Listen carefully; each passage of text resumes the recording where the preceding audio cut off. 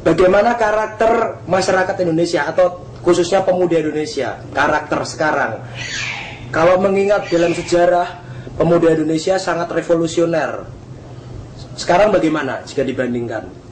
Lihat ya, pemuda sekarang itu sejak SD sampai universitas dididik kebohongan oleh Soeharto. Kalau bisa melepaskan diri, bahkan menolak dan melawan kebohongan itu saja, itu sudah bagus. Itu baru itu saja.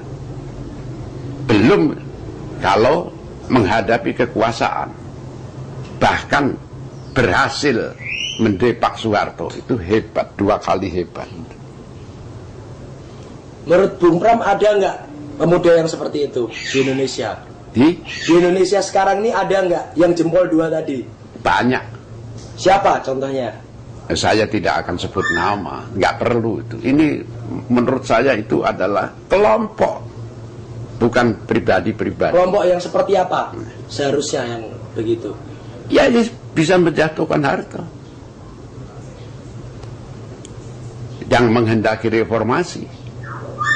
Artinya dia tahu bahwa ini tidak baik keadaan, harus direform.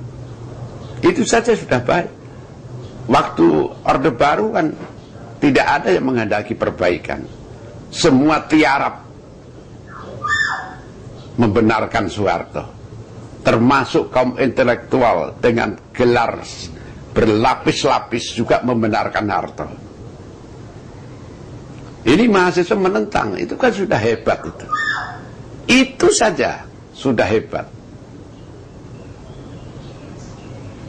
Ya, sebenarnya Orde Baru itu dibangun dengan apa saja sih Pak? Melihat banyak pembunuhan, pembodohan seperti tadi. Gimana Orde Baru itu? Dibangun dari apa itu?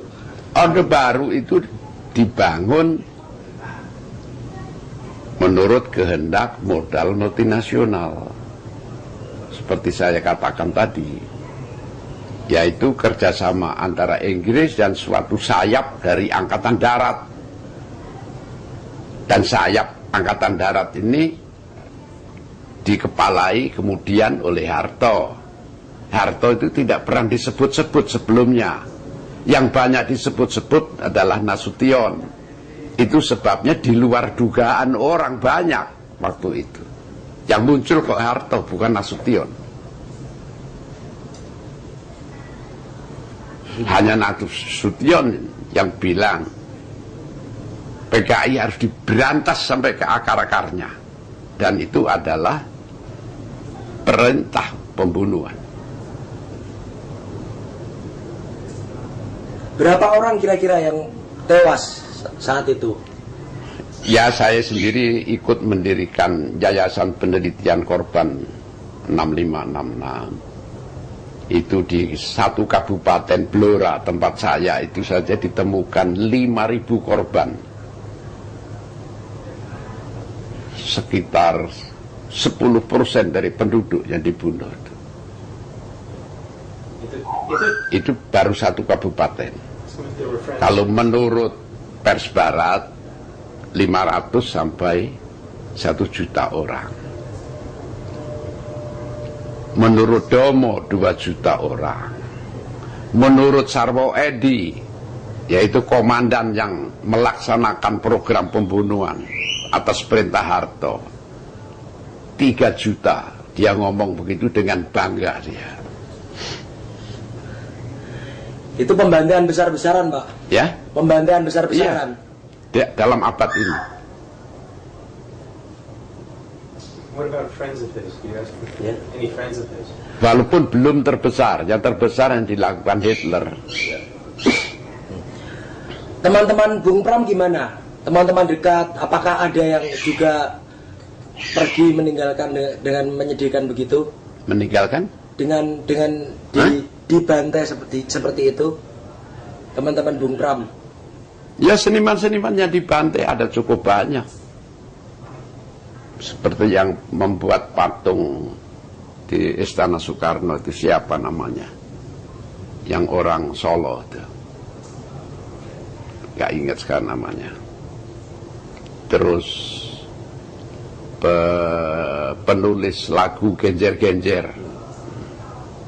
Padahal Genjer-Genjer itu ditulis zaman Jepang, dipopulerkan oleh Lekra, dia jadi korban. Iya. Serumpun Padi itu juga lagu zaman Saya dulu. tidak ingat satu-satu namanya. Yang diburu saja berapa yang dibunuh. Sudah tahanan, dibunuh. Satu kasus pun tidak ada yang ke pengadilan.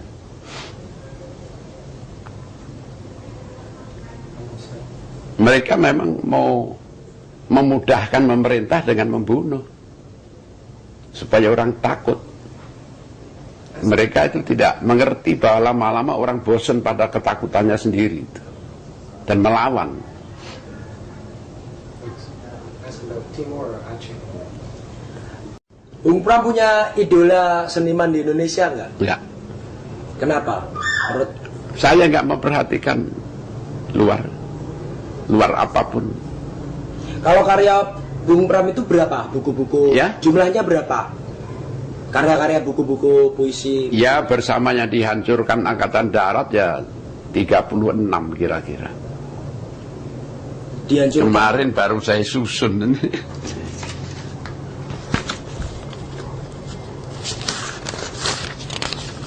Apa karya terbagusnya, Bu? Karya paling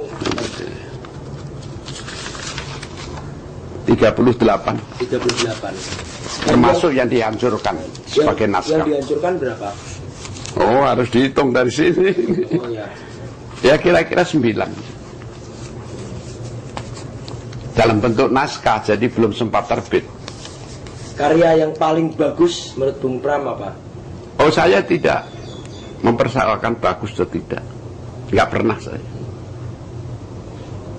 Itu semua anak-anak rohani saya sendiri. Mereka punya sejarah sendiri, dilepas dari saya.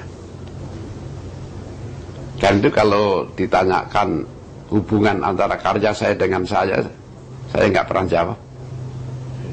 Mereka itu anak-anak rohani yang punya sejarahnya sendiri-sendiri. Ada yang mati muda, ada yang mungkin bisa hidup seterusnya. Itu di luar kekuasaan saya. Ya. Kemudian kembali ke angkatan muda, gerakan muda sekarang ini, menurut Bung Pram, apakah harus berkolaborasi dengan militer atau tidak? Tidak. Gimana? Tolong. Saya jangan ngomong militer, angkatan darat. Karena militer itu termasuk marinir. Bukannya sama saja itu? Ya, Sama saja kan? marinir setidak-tidaknya punya andil melindungi angkatan muda tuh. Waktu menuntut Harto jatuh. Tapi mereka tetap satu komando, Pangap. Satu komando, tapi manusia kan lain-lain. Mereka juga merasa di bawah angkatan darat kan, angkatan udara segala macam. Padahal mestinya mereka kan mandiri. Bisa memberikan pesan-pesan terhadap angkatan muda. Pesan saya pada angkatan muda, jangan belagak tidak mengerti. Kalian itu cukup mengerti apa yang harus kalian lakukan. Lakukanlah yang terbaik untuk Indonesia dan untuk diri kalian sendiri. Jangan belagak bodoh. Kalian cukup pandai. Kalian cukup punya keberanian. Kalian cukup punya keahlian mempersatukan semua angkatan muda. Bergerak terus sampai tercapai tujuan, dan selamat